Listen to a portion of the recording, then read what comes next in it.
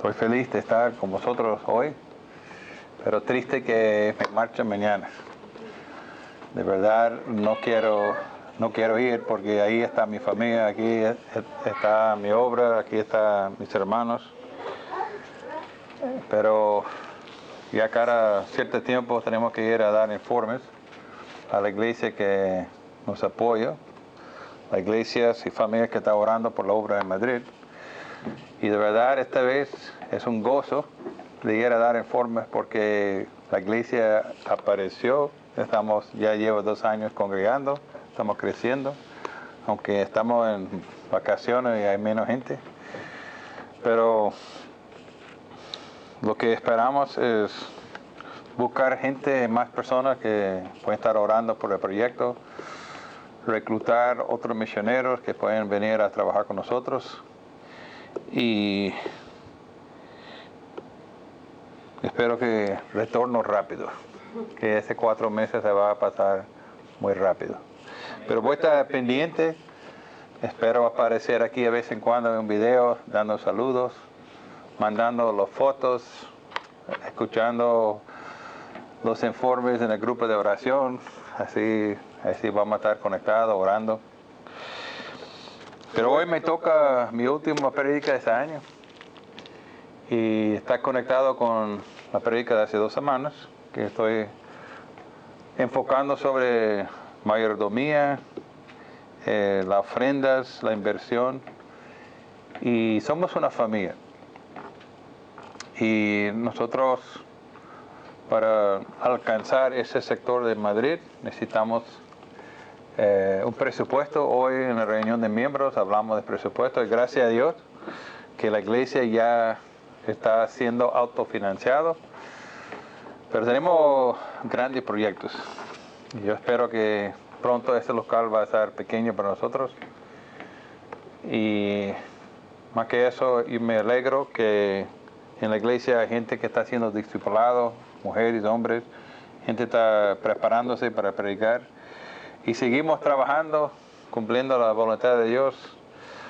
Este local va a crecer. Y yo no sé si ha escuchado mucha predicación sobre la ofrenda de dar. Yo creo que en esa iglesia no ponemos mucha presión. Inclusive el título de la prédica hoy se llama Generosidad sin presión. Generación sin presión. No vamos a estar ahí, no voy a ser ese pastor yendo a su casa buscando el diezmo, sino es algo que toca a vosotros en su corazón. Y espero que, recuerdo de predicación mía hace 2 semanas, alguien puede decirme en qué libro fue basado mi prédica. Muy bien, Lucas 16. Y recuerdo de lo que hablamos. Hablamos de un mayordomo astuto que usaba su dinero para ser amigos. Entonces es un poco raro que Jesús usaba esa ilustración de alguien malo, pero la idea es que fue una persona muy astuto, usaba sus bienes para su interno. Y Jesús dijo que ese hombre está más astuto de los hermanos en la iglesia. Porque los hermanos en la iglesia nos planifican mucho, no piensan en el futuro, no piensan en invertir dinero en sus amigos. Entonces la prédica hablaba de que tenemos que usar nuestros bienes, invertir en nuestros familiares, nuestros vecinos, con el gozo de ver ellos con nosotros en el cielo. Entonces, eso es lo que dijo Jesús. Ahora hoy vamos a hablar de Pablo, que fue entrenado por Jesús. Dice en Gálatas que no fue entrenado, discipulado por hombres, sino el propio Jesús. En el desierto pasó tiempo guiando, enseñando a Pablo. Entonces hoy vamos a ver qué nos dice Pablo acerca de diezmo, acerca de la ofrenda. Entonces vamos a orar y pedir que el Espíritu Santo nos da entendimiento y ánimo en esa lectura. Señor, gracias por su palabra, gracias que es confiable, Gracias por Pablo, gracias por su ejemplo. Gracias que él también estaba preocupado por la iglesia, estaba movido por el Espíritu Santo de animar a la iglesia en ser fiel, en ayudar necesidades de la iglesia.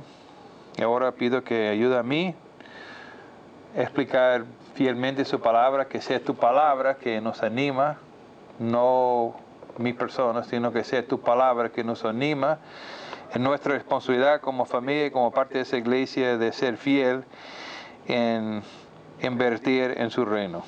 Sea glorificado, en nombre de Jesús te lo pedimos. Amén.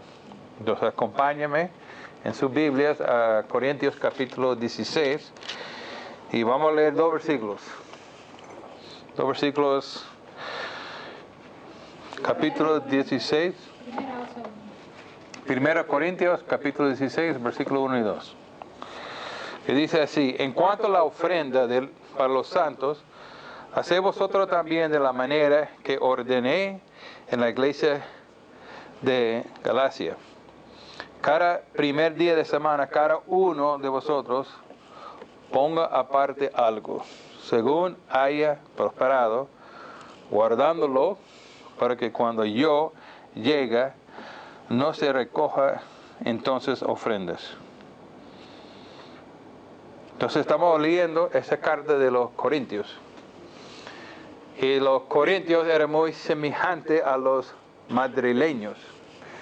Pudiera decir el primero o segundo carta hacia los madrileños. Porque en Corintios les gustaba turismo. Había mucho turismo. Había mucha celebración, mucha gente buscando a placeres que tomaba forma de sexo. Y yo veo que en esos días había cerca del aeropuerto algo que se llama Mad Cool o Cool Mad. No sé si se ha pasado por, ¿cómo se dice? Mad Cool. Donde había 60, 80 mil personas celebrando.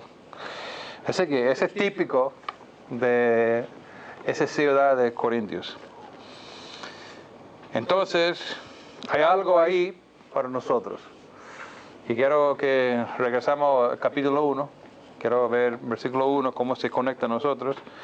Que Pablo dice en 1 Corintios 1, 2, a la iglesia de Dios que está en Corintios, a los santificados en Jesucristo, llamados ser santos. Con todo lo que en cualquier lugar invoca el nombre de nuestro Señor Jesucristo, Señor de ellos y nuestro.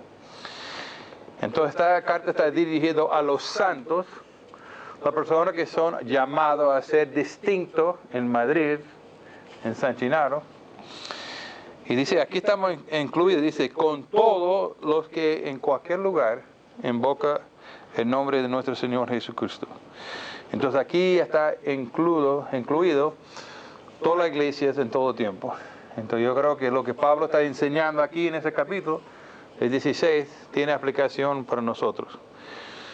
Entonces aquí en este versículo encuentro tres principios que son importantes en cuanto a la ofrenda de generosidad sin presión. Entonces vamos a ver aquí tres principios que espero que van a animar a nosotros en cuanto a nuestra ofrenda. El primer principio que quiero compartir es la motivación de un impulso interno.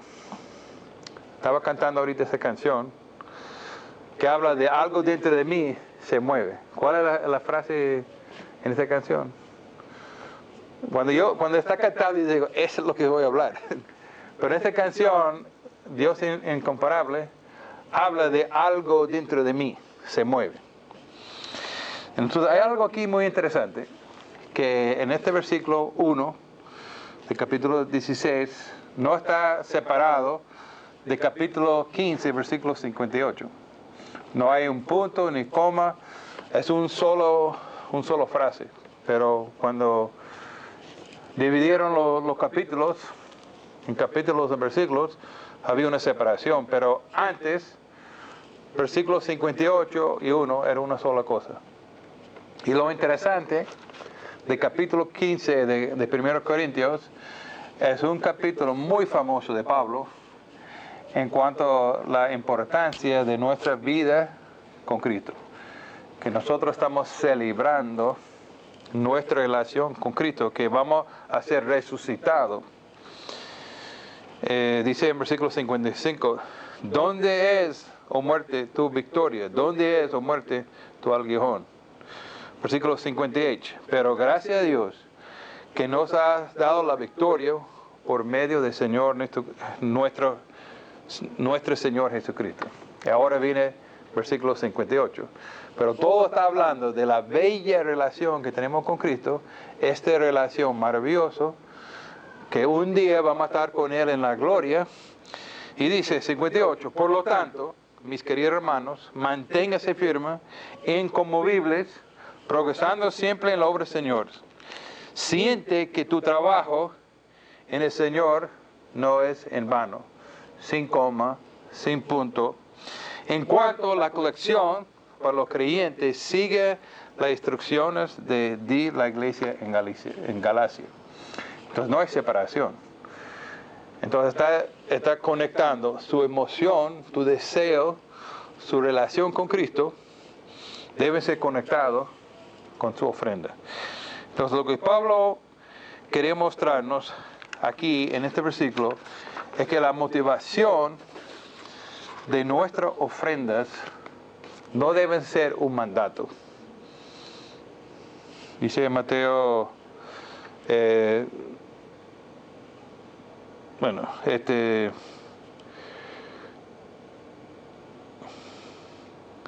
nuestro deseo de dar tiene que ser motivado que algo más grande de un mandamiento. Si nos sentimos conmovidos por la vida interior de Jesucristo, si percibimos toda su vida en nosotros, eso es lo que va a llevarnos a dar. La actividad cristiana nunca proviene solo de un imperativo de un mandato divino. Entonces dice Mateo 28, 19 y 20. Por tanto, ir a todas las naciones, ¿qué dice? Predicando, enseñando a todo lo que he enseñado. Ahora, este es un mandato. Pero ¿qué es lo que va a mover nosotros a cumplir eso? No solamente que sea un mandato, sino que tenemos una relación con Jesucristo. Queremos cumplir con Él. Dice Mateo 10:8, cuando Jesús envió a sus discípulos a evangelizar, dice: sanar enfermos, limpiar leprosos, resucitar muertos, echar fuera los demonios. De gracias recibiste, dar de gracias. Está diciendo los discípulos, tú has recibido bastante, has sido receptor de muchas bendiciones, ahora toca a vosotros de ser una bendición. Entonces no es solo un mandato, sino también el impulso de una vida interior, una presencia permanente que es la clave. Por tanto, ningún cristiano que conozca la motivación del impulso deje de estar dispuesto de dar.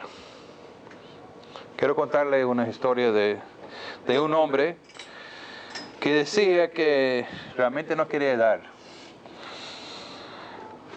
Y él pensaba, él quería que pudiera ser un buen cristiano, si daba o si no daba. Entonces para mí era igual, si doy, si no, voy a ser el mismo cristiano. Y dijo inclusive, el ladrón moribundo, así dice, moribundo, nunca dio nada. Entonces el hombre que estaba a su lado dijo, bueno, hay una diferencia entre usted y el ladrón moribundo. Era un ladrón moribundo. Usted no es,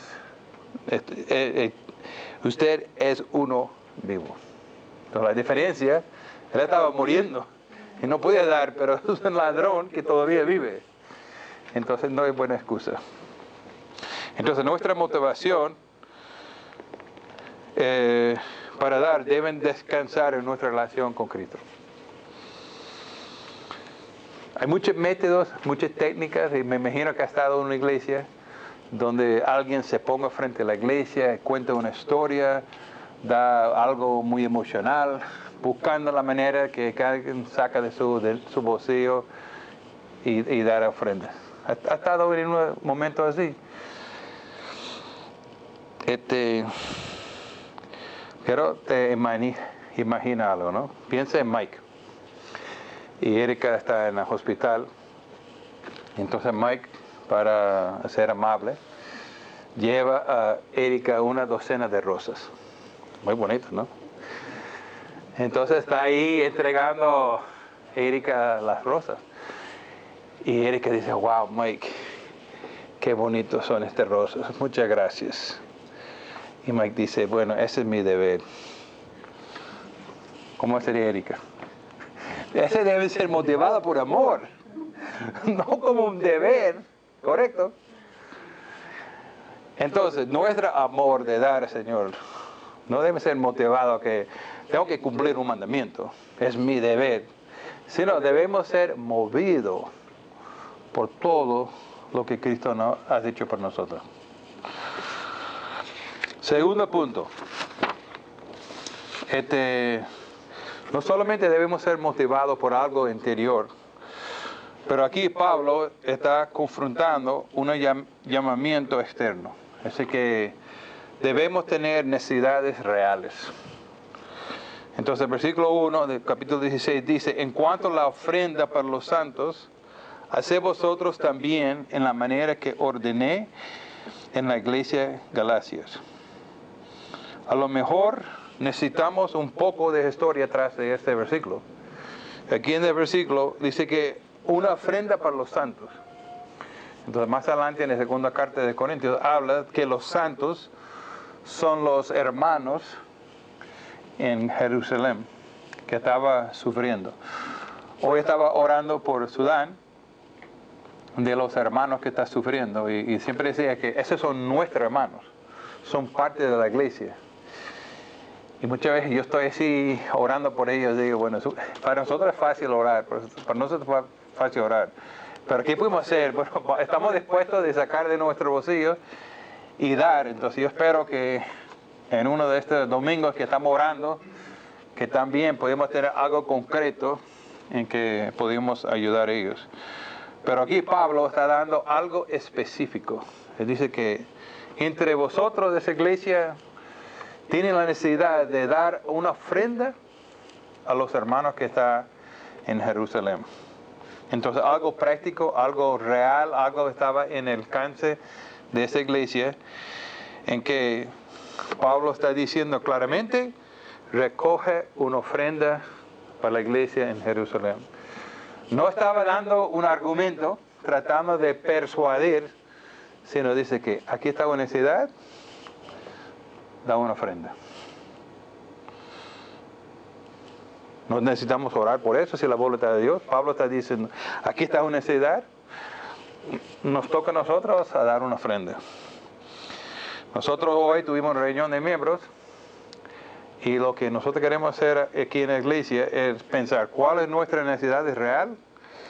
Vamos a ser buen mayordomos de nuestro dinero para que podamos saber y dar nuestra ofrenda en una manera inteligente y usarlo para realmente cuáles son las necesidades. Porque un día tenemos que dar cuenta de Dios. Ese es todo nuestro dinero, no es el dinero del pastor, sino es todo nuestro dinero y lo que esperamos es que podamos ser buen mayordomos. Entonces aquí, en una enseñanza de Pablo, es que necesitamos pensar en necesidades reales. Se han hecho mucho daño a la iglesia a recoger dinero para diferentes proyectos sin que la gente realmente sabe para qué son. Lamentablemente en muchas iglesias los pastores recogen dinero y ellos lo esconden en su bolsillo y nadie en la iglesia sabe qué pasa con el dinero. Y en esta iglesia no queremos explicar cómo usamos cada detalle. Entonces no queremos esconder nada, sino que sea transparente, que todo sea para la extensión, para el reino de Dios. Entonces, Pablo está diciendo que necesitamos tener un impulso interno, que debemos ser responsables y invertir nuestros diezmos para necesidades reales. Nosotros consideramos que es útil y necesario tener este local, pero siendo buen mayordomos estamos alquilando en la mañana para que todo nuestro dinero no gaste en alquiler, sino tenemos algo más para invertir en la obra. Pero también Pablo está diciendo en este versículo que necesitamos tener una convicción teológica. Tenemos que tener una razón. ¿Por qué dar? Entonces Pablo les pide a los corrientes que haga una contribución de inmediato para que no sea necesario hacer contribución cuando él llega. Él quería que la iglesia tenga una política. Él no quería usar su persona, su presencia. Ahí está Pablo, está pidiendo que damos una ofrenda. Él dice, no. Recoge ya entre vosotros. No quiero poner presión. Que esta ofrenda está listo cuando Él venga. Entonces nosotros necesitamos una filosofía teológica, una razón por qué damos dinero. Entonces tenemos una teología sobre la deidad de Cristo. Tenemos una teología sobre la eternidad. Tenemos una teología sobre el Espíritu Santo, sobre la oración. Entonces necesitamos también una teología bíblica sobre la ofrenda, cuál debe ser nuestra teología de ofrenda. Entonces Pablo nos da 4 puntos como ejemplos prácticos de cómo podemos construir una teología sobre la ofrenda. Entonces, la primera cosa práctica que él dice es que debemos ser persistentes. Dice aquí en este versículo, el primer día de la semana. Tenemos un Dios de orden. Tenemos un Dios que tiene todo organizado. Tenemos días, tenemos semanas, tenemos meses, tenemos años. Tenemos sembrar, tenemos cosechar. Es un Dios de orden. Yo veo que pudimos ver ese también, que Pablo quiere que seamos organizados en cuanto a la manera en que recogemos ofrendas. Entonces dice que cada primer día de semana. Entonces, en aquel tiempo, era costumbre que cada fin de semana se pagaba. Y Pablo dice, bueno, cuando tiene su arreglo de la semana pasada, el primer día de la semana, antes de gastarlo en otra cosa, decide cómo va a usar su dinero para el Señor. Entonces hay que planificar. Entonces hay que ser sistemático.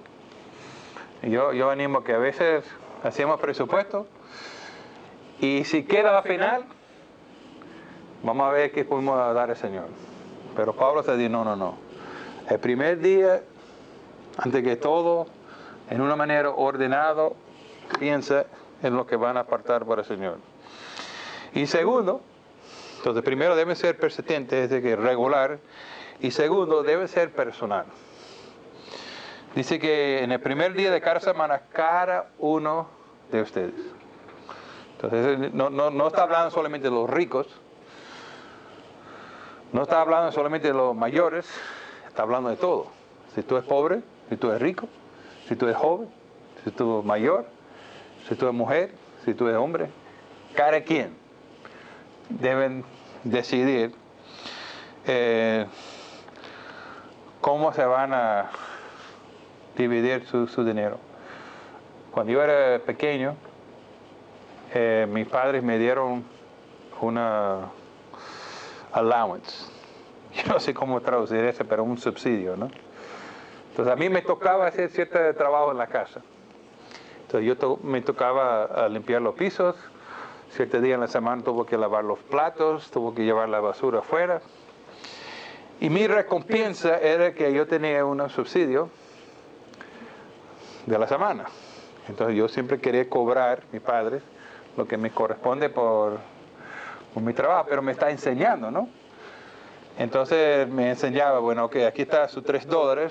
Entonces, primeramente tú vas a sacar 10% para la ofrenda. Yo he visto muchos padres que cuando están sentados, ellos buscan su bolsilla y da algo a cada niño. Y yo quiero animarles que sería mejor tener un plan y enseñar a sus niños desde pequeños de lo que recibe, aparte un 10%. Entonces, a mí lo que corresponde es que 10% para la ofrenda, 40% en ahorros, y yo pudiera gastar 50% como yo quería, ¿no? Y cuando nuestros niños aparecieron, sabíamos que era difícil en los matrimonios manejar dinero. Entonces, una de las cosas difíciles en el matrimonio es dinero.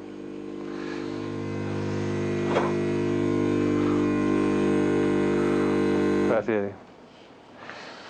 Entonces, una cosa que hicimos con nuestros hijos, y quizás fuimos un poco forzados a hacerlo porque el hijo nuestro está viviendo en una escuela internado, pero nosotros sacamos lo que necesitaba para ropa, para zapatos, para merienda, para diversiones, y vamos a decir que lo que costaba cada joven en nuestro hogar, $50. Entonces, en vez que nosotros pagamos cuando es necesario comprar ropa o comprar zapatos, decimos, Heather, tome eso. Ese es su dinero, tiene que ser responsable, decide qué zapatos quiere comprar, qué ropa quiere comprar. Entonces, si tú gastas todo en zapatos, no va a tener para X cosas, ¿no? Entonces, una manera que usamos en nuestro hogar para enseñar cómo manejar sus ofrendas, su entrada, pues yo creo que como padres tenemos que ser responsables a preparar a nuestros niños para que cuando se casen no va a tener así tan asustado que van a sacar tarjeta de crédito y usar tarjeta de crédito para comprar cosas, sino va a saber cómo es orar, cómo tener el presupuesto de cada cosa y también tener su parte para la ofrenda. Entonces, discúlpame por haber desviado tanto, pero yo creo que es importante que los pequeños tienen que enseñarles. Y la esperanza es que si enseña a un niño pequeño cómo ser fiel en el diezmo, entonces cuando está mayor no va a ser algo automático. Entonces la ofrenda debe ser persistente, tiene que ser personal, pero también dice aquí en el texto que deben ser planificados. Entonces dice que cada día ponga aparte lo que tiene para el Señor. Entonces, Jesús, el texto que leyó César, que Jesús en Mateo 6 dice que debemos invertir nuestros tesoros, no en cosas de este mundo, donde se pueden pudrir, sino en el cielo. Entonces tenemos que decidir qué vamos a usar los bienes, tenemos que tener un plan. Recuerdo la predicación de la otra semana, es que tenemos que usar nuestros bienes para alcanzar, invertir, para que en el futuro podamos tener gente con nosotros en el cielo.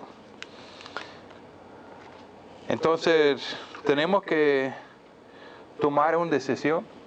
Yo creo que es importante como matrimonio, de sentar, hacer un presupuesto y pensar